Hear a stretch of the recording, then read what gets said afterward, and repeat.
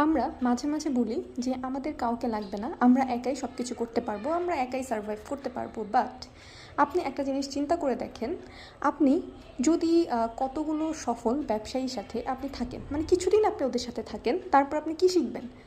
ওরা কিভাবে কাজ করে, ওদের থিঙ্কিং, ওদের চারপাশের অ্যাক্টিভিটিস, ওরা যা যা করে আপনি ওইগুলোতেই কিন্তু অভ্যস্ত হয়ে যাবেন।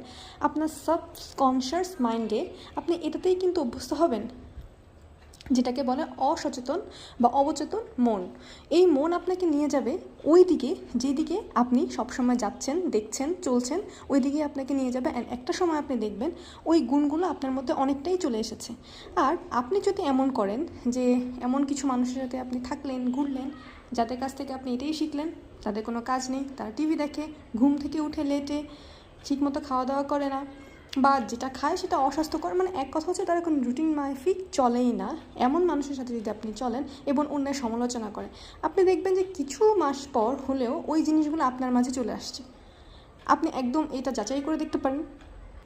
এই জন্য আপনাকে ঠিক করতে হবে আপনার চারপাশে মানুষ কেমন হবে, এবং আপনি কি হতে চান, কেমন হতে চান, এবং আপনার নিজেকে কোন পর্যায়ে নিয়ে যেতে চান।